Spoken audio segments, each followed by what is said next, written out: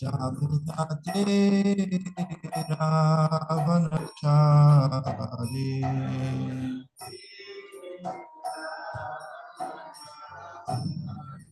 Jaya Radha Madhava Kunja Bihari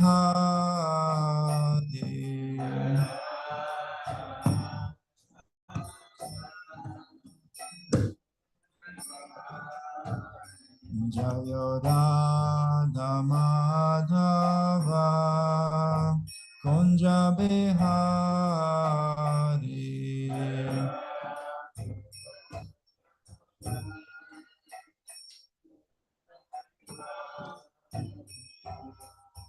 Hare Krishna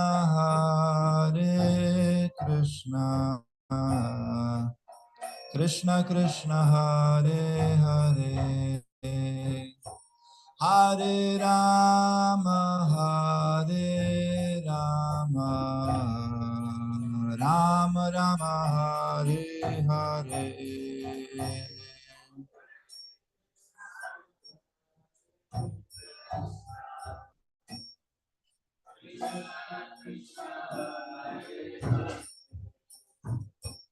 Hare Rama Hare Rama Rama Rama Hare Hare Krishna Hare Krishna Krishna Krishna Hare Hare Hare Rama Hare Rama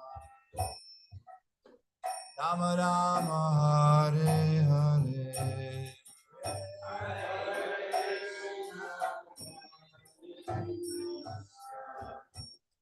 Krishna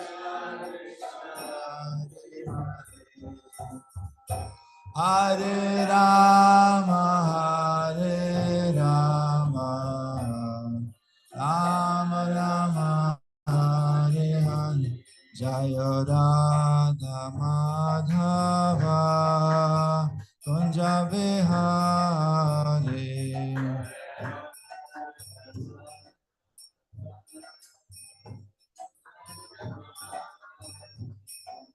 Radha Madhava Kunja Bihari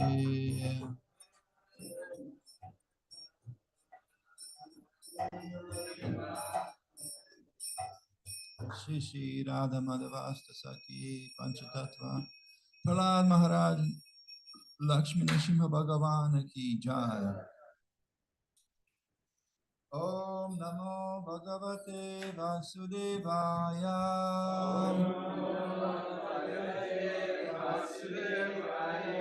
Om Namo Bhagavate Vasudevaya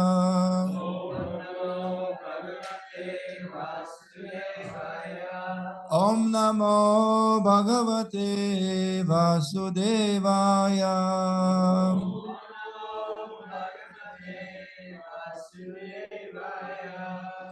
Narayanam Namaskrityam Naram Chaiva Narottamam Devim Saraswatim Vyasam Tato Jaya Mudirayet Nashta Prayeshva Badreshu Nityam Bhagavata Sevaya Bhagavati Uttama Shloke Bhaktir Bhavatir Naishtike. Before the reciting of Srimad Bhagavatam, one should offer his respectful obeisances to Narayan.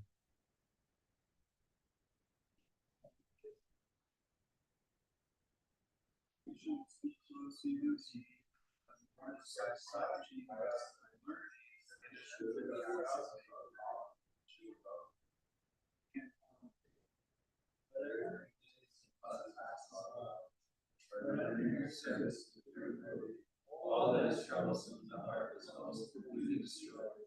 Love serves the personality of God, who creates the chances of song, establishes the pure hope.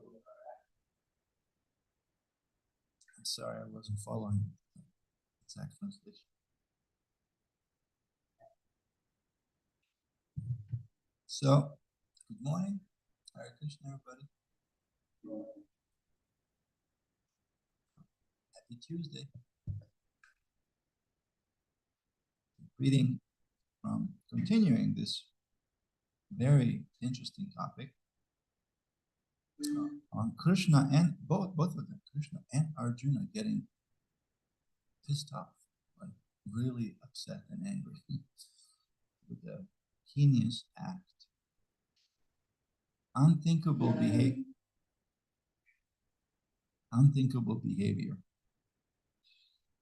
by son of Drona, and the whole chapter is entitled "Son of Drona Punished." There's a reaction to acts that are not kind, to different degrees. As we are failing to be kind, there's a different degrees of reactions that one suffers. It's like gravity, you know. The higher you go, what happens? The harder you feel that broken rib, or sometimes the spine also breaks if you're high enough. Right? Yeah, reactions. These are the reactions by the way the nature is put. So you violate the law of nature, and there's a reaction. You know, running a red light or stop sign. You might escape that. You might not get caught. I saw yesterday there's a spray you put over just 2 numbers of your plate, and it looks just fine. Yeah, it's a spray. It's a clear spray. He said, but when you take a photo, there's 2 numbers missing. So the way that people circumvent paying the toll, right? You just write the toll, and they send you in the mail. They can't send you in the mail because they can detect, so you can go as you pass the toll. Go like that. But no, the nature's laws, they don't work like that. They're very exact with surgical precision. You can run, but you can't hide. And literally, the son of Drona was running. He was running, but he couldn't hide, right? And the swift chariot, no pun intended, right? The swift chariot was catching up on him very, very fast. All right, so we're going to cover the verse 37 today. Just 37. There's no sections here. Just one verse. Plenty. Conspiracy of murder. That's the subtitle of title of yours. Swapranaya parapranay. Swapranaya parapranay. Swapranaya parapranay. Prapushanti agrina kala. Prapushnat agrina kala. Prapushnat agrina kala. Tadvadastasya hi shreyo. Tadvadastasya hi shreyo. Tadvadastasya hi shreyo. Yadoshadhyat adapuman. Yadoshayat adapuman. Yadoshadhyat adapuman. Swapranaya parapranay. Prapushyant agrina kala. Tadvadastasya hi shreyo. Yadoshadhyat adapuman.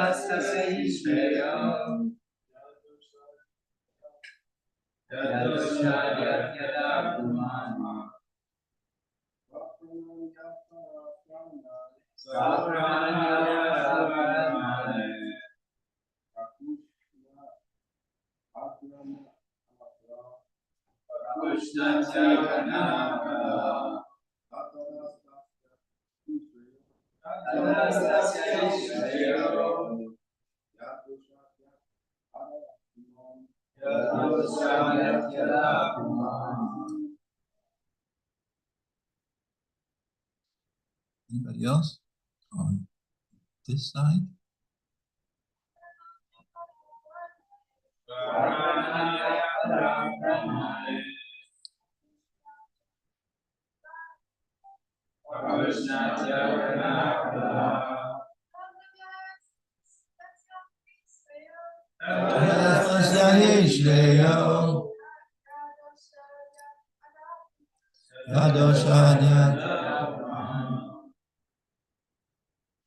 Word by word together. One's own life. Ya, one who. Varaprahi. At the cost of others. Prabhu maintains properly. Agrina, shameless. Vala, wretched. Advaita, killing of them. Tasya is certainly. Shreya, well-being. That by which dosha, by default. Yati goes. Adaha, down. Man, person. Translation altogether. A cruel and wretched person who maintains his existence at the cost of others' lives deserves to be killed for his own well-being. Otherwise, he will go down by his own actions. Who is speaking? The words of Krishna, for the first time appearing, right? And sharing things that are quite upsetting. He's not in a good, he's appearing, but not in a good mood. He's not in a good mood. The God, as we know, and God in the Bible, right, is ready to punish. Is it true, Rasika, Prabhu? The God described in the Bible, he's quite ready and trigger happy to punish, to administer the punishment. But then the Son came, right? That Jesus came and he established something that it's a pillar of civilized society. There is forgiveness, right? And that's something that's going to come. No spoiler alert. No spoiler. We want something is going to occur later on when Draupadi steps in on the scene, and she suggests this quality of forgiveness. But for now, both Krishna and Arjuna, they are not in a good mood. Okay, my question to you before we go to the purport: why would Krishna suggest for him to be killed, Gana's son Ashwatthama, if he would go down by his own action? Let him just. He has one eye, let him just drop and break his bones. Yes. Yeah, both of you, just don't fight. Maybe because to make it so he doesn't have as bad of a reaction. Very nice. It's an act. Violence is an act of compassion. As some people have you seen those scenes as people are in a misery, so much they are suffering. They say, please end my misery, right? Just kill me. The pain can be so excruciating that killing, well, authorized killing can be act of compassion. John, no? You forgot? Okay, sorry about that. You should have went first. Yes. It's the same case as the two sons of Kuvera who were turned into trees because of their lust, their overindulgence in lust, and being killed. Drona, or this is Drona's son being killed for his actions. It's the same case. It's that mercy of what seems like maybe a difficult thing to receive is actually a mercy. Mm-hmm. Yeah, nice example. Two sons of Kuvera. They were like, naked, shameless, intoxicated. And it's funny because the verse before it says three kinds of people. Three kinds of people should not be killed. Mata, pramata, and unmata. Careless, intoxicated, and insane, like crazy. It says, a person who knows the principles of religion does not kill. An enemy who is careless, intoxicated, insane, asleep, afraid or devoid of his chariot, nor does he kill a boy, a woman, a foolish creature, or a surrendered soul. So these are the don'ts. And then the rest of it is do's. do kill an enemy. Who is the enemy? Okay, let's define an enemy. Why would someone be considered an enemy? Yudhishthir didn't see anybody as enemy.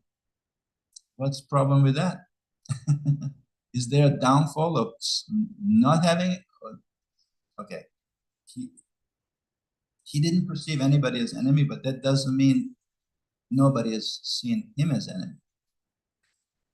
But what is the downside of not discriminating? Okay, let's put that question on part because Rasika is patiently waiting. Yes. So I guess the thing that I was going to say kind of answers a little bit that question too.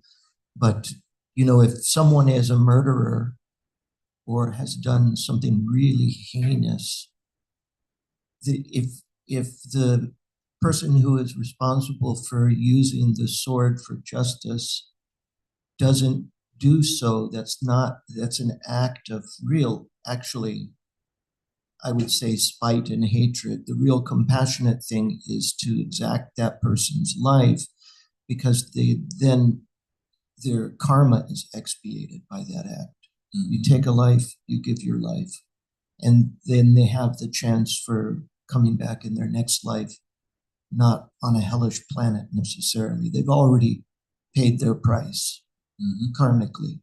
Yes. Yes.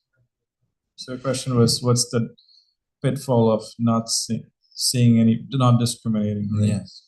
I was thinking how at times that doesn't serve that is a disservice to others who need to be protected. And because then, if you just see even the miscreants, as Prabhupada calls them, miscreants as same as everybody else, then the people who need to be protected won't be protected, right? And also it's a disservice to the miscreant because they are not going to learn the lesson that you got to stop doing this. Mm-hmm. And a beautiful example of our illustrious temple president here, I remember when Shruti Sagar Prabhu you were talking to Prabhupada Priya? Yeah, somewhere on the front porch. Did anybody remember that? Okay. What I remember, somebody walked by and made some very inappropriate remark, right? And you stood up. You stood up to what's inappropriate. What did you? What did you say or do? I can't. Yeah, very stern. Do not speak like that, right? When somebody's disrespectful and they're out of line, the dharmic, the right thing to do is, please do not speak like that, right? And he headbutt. So he went, he took it to another level. So there's a verbal offense, and then there's a corporal with the body. So he escalated. Oh, where was I, John? Where was I? I missed out. Yeah, I know you would have jumped. Hold on. Oh, is that what happened? He ran for his life. He ran for his life. What you call me? Yes, this is a righteous thing to do. However, as we will see here in this whole section, and as Stephen has covered yesterday, this kind of anger or act of righteousness or acts to protect the Dharma are free from malice, right? Or hatred. Like the difference between the good bouncer and a bad bouncer. What is the difference? A bad bouncer, he just goes swinging and doesn't discriminate. Just never mind the damage, right? You break the guy's arm and just, total devastation. That's irresponsible use of power. What is the more responsible use of power is the good bouncer will pin him down. Right, John? And he would ask him a question. Are we good now? We're done with the nonsense. We're done with being inappropriate. And then when there's agreement, there's a release. They decide to violate again, then we escalate a little bit more because they are stubborn. It's like, somebody is attacking. So, going back to my question, how do we define an enemy? How do we discriminate? Somebody who is inappropriate and is disrespectful in a verbal way, somebody who offends or is hurting in a way that it might harm the body. What else? How else we define the enemy? That's also in Bhagavatam, right? 6. Is it 5 or 6? Get all from memory, but it's the one who murders, the one who enters the house, Or even attempts. Even attempts, yes. Yeah, one who attempts to murder, attempts to enter or trespass, right? An arsonist who sets the house on fire, a rapist, or someone who kidnaps another man's wife. And so that's an attempt also. Poison also, right? One who offers a poison. Yeah, that's Poison. An attempt of murder. Yeah, pretty much one who violates, again, Life, liberty, or property. Correct, yeah. So they're considered. And in some states, it's allowed to shoot him on the spot, like in Texas. And in Florida,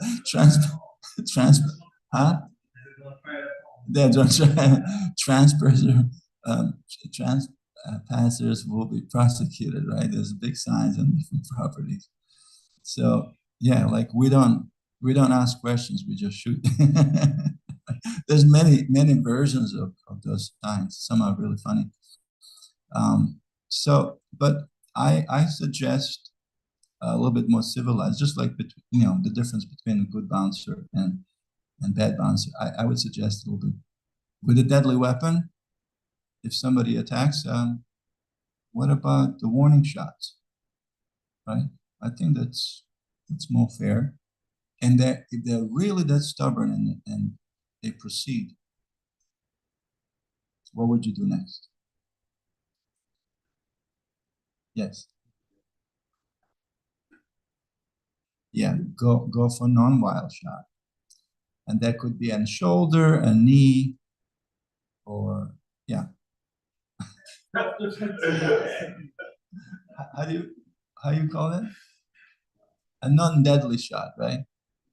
You aim for something that will maybe perhaps put some sense in their heads. But if they're really persistent, you're left with no choice because they're also with a deadly weapon, right? Then, right? So that's how we protect not only ourselves but also Dharma in general. Any comments on that? I see a lot of arms going up. Okay. I just want to say Krishna House does not promote violence. That's our official policy. we don't, but yeah. This is, of course, this is in the realm of protection. John, finally, your turn. I had heard a bouncer on the radio one time. He was being interviewed, just to bring it back to the bouncer analogy, that the best way to break up a fight with even 2 400-pound muscular men, if they're in a club, without being lethal and harming others, is bear spray. And then he said it will make 2 grown men stop fighting immediately, and then you can like adjust the situation after. So even when I felt like I was in a situation where I had worked at a restaurant and I had to exit late at night with money, that's what I kept on me, just in case. And yeah. Thank you. Gopi, tell us. Class too much. Enlighten us. It's just something that came to mind. It's like a technicality about self-defense, but if there's actually a situation where someone is charging at you with a deadly weapon, it's very precarious. Warning shots to the leg or whatever very often doesn't stop a full-grown adult male who's pumped up on adrenaline. Mm-hmm. So, trained professionals, they have other shots that they do. Someone's charging at them. Anyway, I was just suggesting the more civilized approach as avoiding the unwanted, really. Yeah, it's really unwanted to. But if necessary, that even Krishna, he has tried everything as a peacemaker. The other side was really stubborn. So they charge Krishna with he's a warmonger god, right? But they forget that Krishna came as a peacemaker. Hey, let's settle this down. So what's left? It's defense, right? And this is where all the martial arts originated from monasteries, right?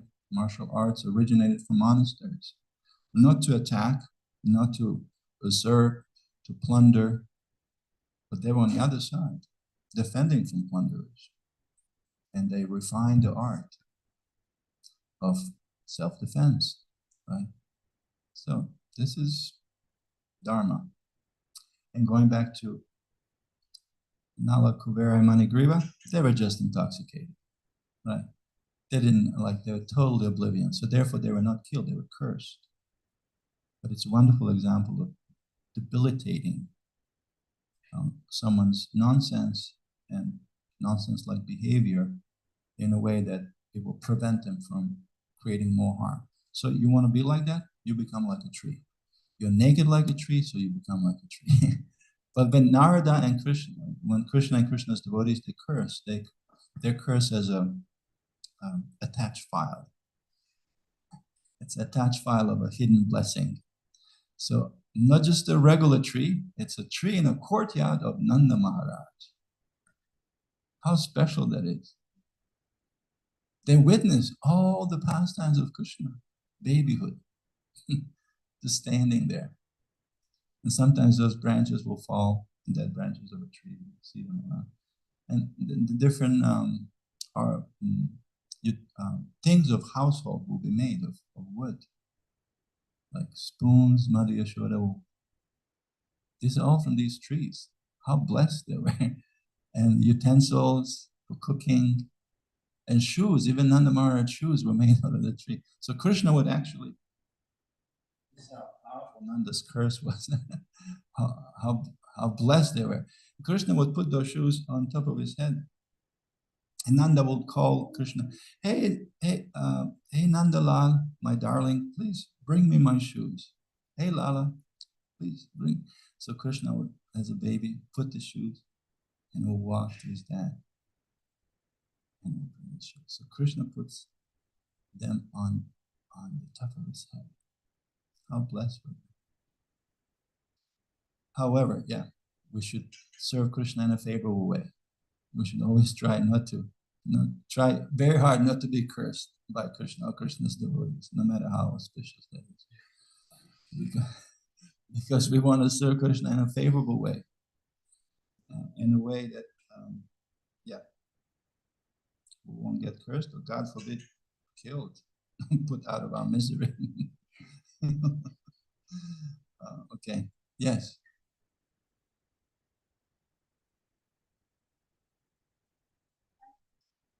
Hi Krishna. So this topic is very interesting to me, this topic of self-defense, because I lived in New Orleans alone for a while. New Orleans is a kind of dangerous place, and so I learned a lot about self-defense. And the number one thing is to not look like an easy target, actually. And I take Prabhupada as a great example because like the way he walked like a warrior. He walked like he was a servant of God on earth, like he was like in it. And then also in the art of self-defense, sometimes you don't have a weapon on you, and so it becomes about scanning your environment, being very observant to what is around you that can be used in your defense, and then also running. Is sometimes it's good to flee, and then sometimes actually inflicting damage on a person can be hard. You have to like mean it. So I feel like the part of this verse where it says deserves is like can be very empowering to remember, like as a servant of Krishna, he's saying they deserve to be like not necessarily punished, but like, it's that deserves is like you're acting and you can mean it, and be more effective. Okay, thank you. All right. Anything else while we're at it? Otherwise, we're going to move on with the purport. Oh, Ashwatthama, he just kept doing one thing after another. Tries to kill 5 young kids or young adults, perhaps. And and also he killed them in his sleep. And then he killed Draupadi's brother while he was sleeping. Just kept going on, and then he threw the Brahmastra nuclear weapon of that age at just mindlessly without thinking its consequences. So it's like he just kept doing things after another, one after another. And yeah, generally, as you said, Krishna's, even in the Mahabharata, he was trying to make peace with the other side, but they won't listen. But he tried, like, he wasn't a warmonger. He's trying to make peace. He was trying to be the messenger. But then, so for him to get to this point, we're like, all right, this person, for their own good, so that they don't have all this heavy karma that they have to carry. Yeah, it needs to be actually just you have to anyway, the Prabhupada's going to talk about it. They need to be given some karma now. Yeah, it needs to be addressed. Hey, Mr. Ashwatthama, you're out of line. Hold on. In this verse prior, in 36, he actually seems like he didn't read Bhagavatam. It's like, hey, you're not supposed to. Do not kill those who are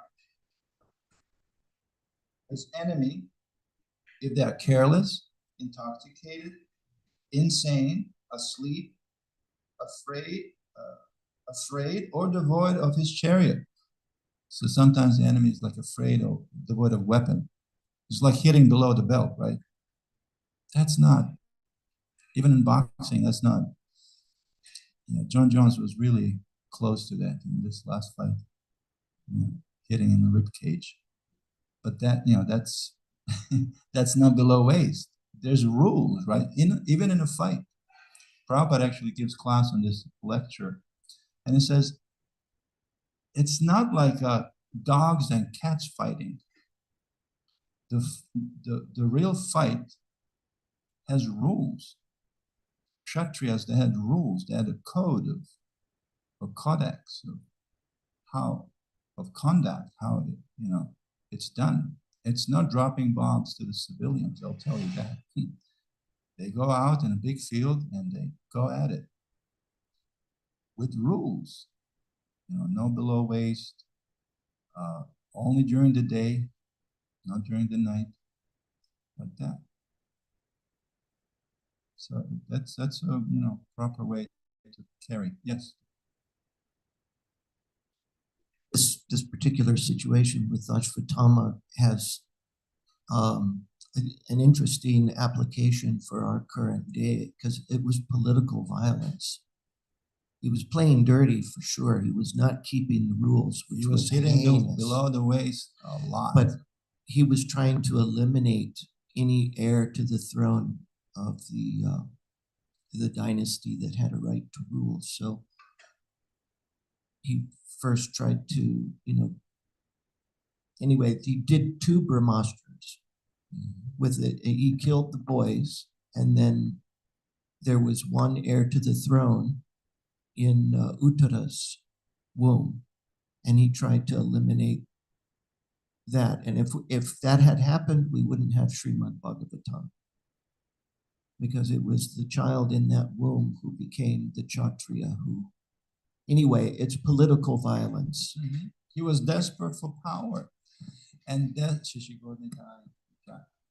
desperate people are dangerous people. You got to watch that. When somebody's, they can cause harm. All right, Bruce, would you like to read the purport? Finally. Thank you all for contributing. Purport. A life for a life is just punishment for a person who cruelly and shamelessly lives at the cost of another's life.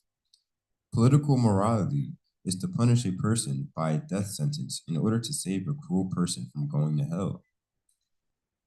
That a murderer is condemned to a death sentence by the state is good for the culprit, because in his next life he will not have to suffer for his act of murder. Such a death sentence for the murderer is the lowest possible punishment offered to him, and it is said in the Smriti Shastras that men who are punished by the king on the principle of a life for a life are purified of all their sins. So much so that they may be eligible for being promoted to the planets of heaven.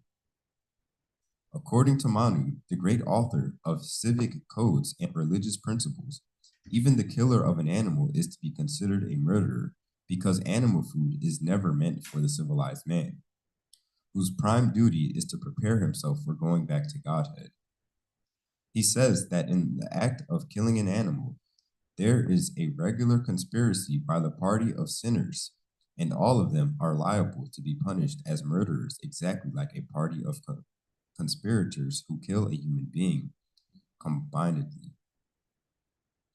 He who gives permission, he who kills the animal, he who sells the slaughtered animal, he who cooks the animal, he who administers distribution of the foodstuff, and at last he who eats such cooked animal food are all murderers, and all of them are liable to be punished by the laws of nature.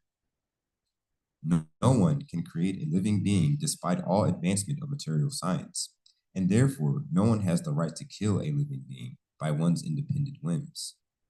For all the animal eaters, the scriptures have sanctioned restricted animal sacrifices only, and such sanctions are there just to restrict the opening of slaughterhouses and not to encourage animal killing. The procedure under which animal sacrifice is allowed in the scriptures is good both for the animal sacrificed and the animal eaters. It is good for the animal in the sense that the sacrificed animal is at once promoted to the human form of life after being sacrificed at the altar, and the animal eater is saved from grosser types of sins, eating meat supplied by organized slaughterhouses, which are ghastly places for breeding all kinds of material afflictions to society, country, and the people in general.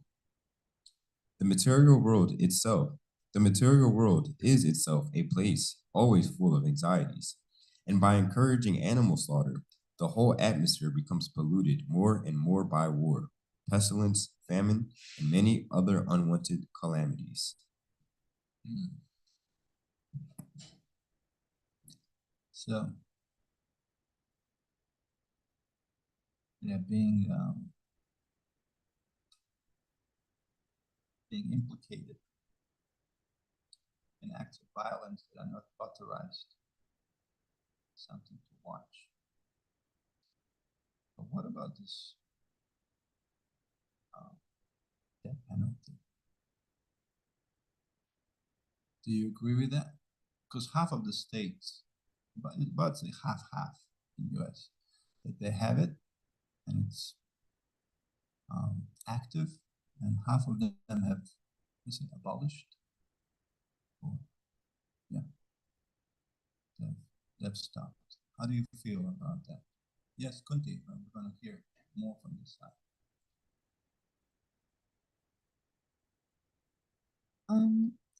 The death penalty, like is explained there, isn't really shocking to me because it explains like the law of karma and how it saves them and whatever. Except that we don't.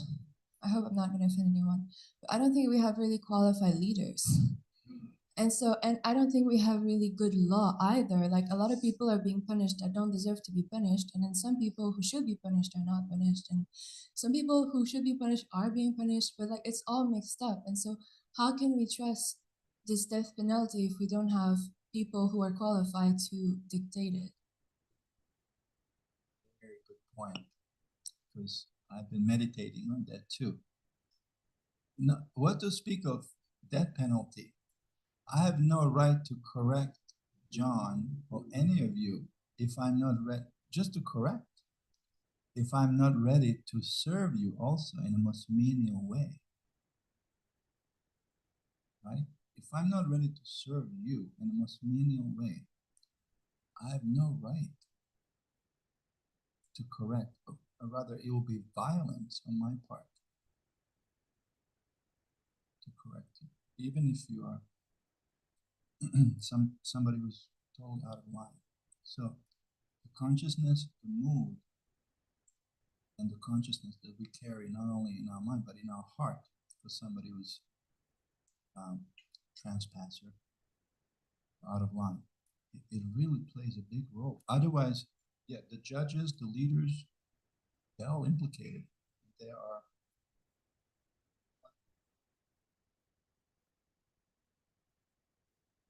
So it's a word.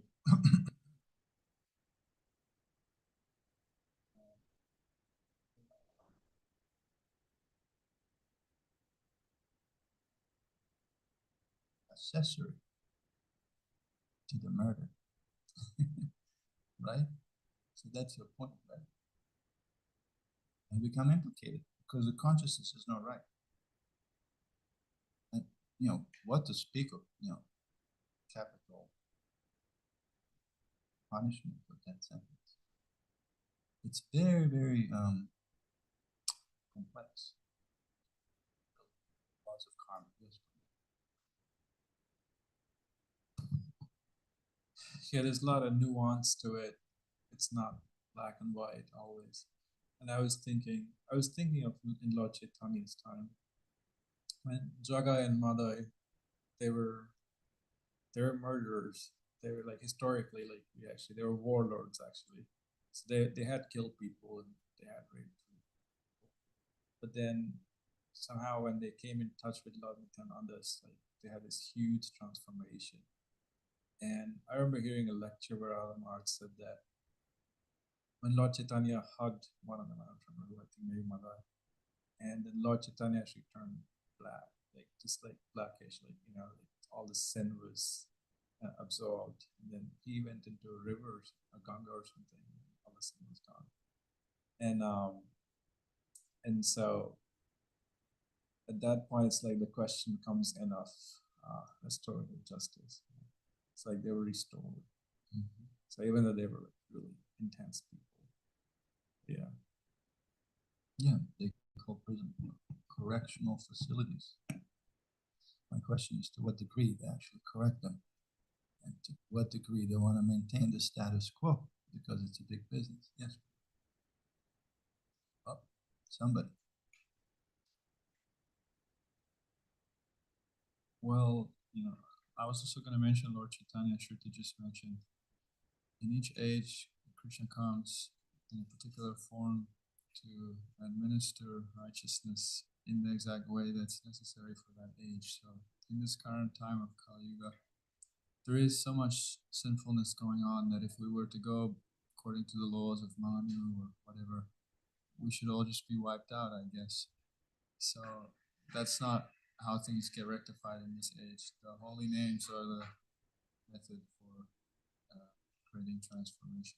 Yes. You mentioned that, I think you mentioned right now at the end that in correctional facilities, people don't really, like in some countries, the Scandinavian countries, they have an amazing system where the inmates actually become rehabilitated into society very, very effectively. Mm-hmm. But definitely not in the American prison system. Yeah.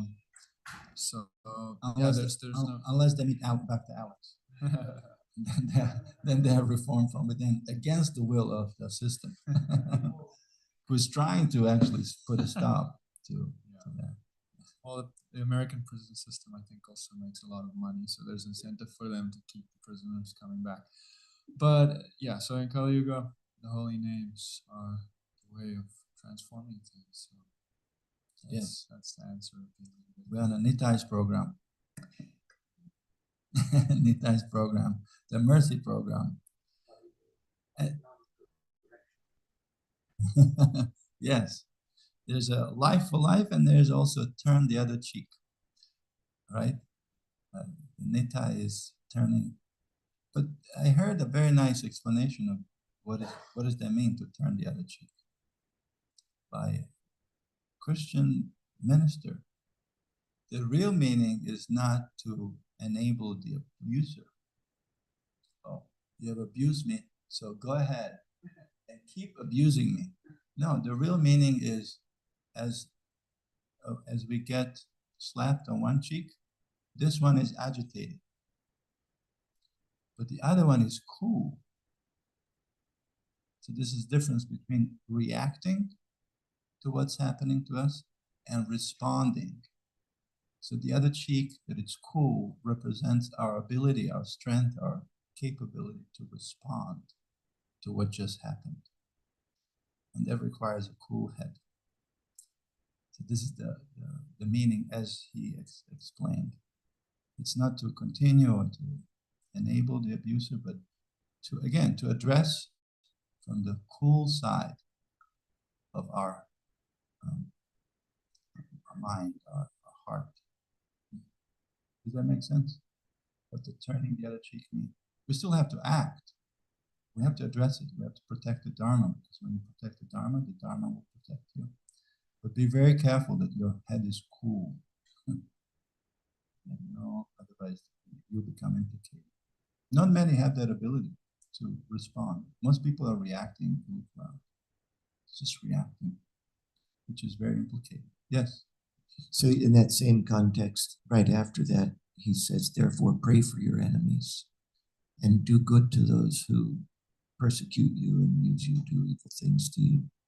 I was thinking, you mentioned about the civilization, how that came about in the West through, the spreading of the message of Jesus Christ. It's not this way anymore, but traditionally, people who committed crimes and had the authorities coming after them to administer justice could actually go into the church or a monastery and almost like a what do you call it?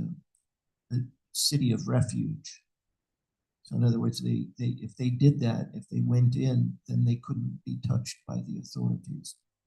So where there was this idea of ministering justice, but also administering mercy. Yes, this is along the line with taking shelter of Lord Nityananda. And the way we keep the whole head, how do we do that? We call out on the holy name. Hare Krishna, Krishna Krishna, Hare Hare. Hare Rama, Rama Rama.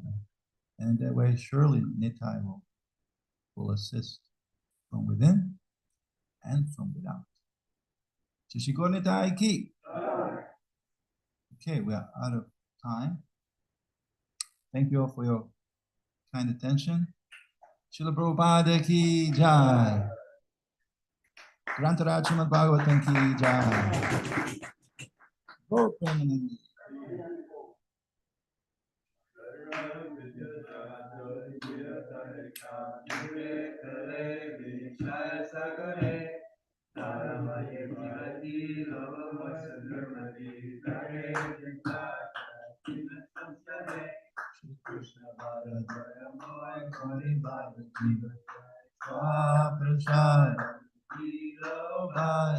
Say Anamrita Radha Krishna Vengale Jako Chaitanya Nitai Jai Jai Srila Prabhupada Gora Premanande Hari Hari Bol Hare Krishna Krishna Krishna Hare Hare Hare Rama Hare Rama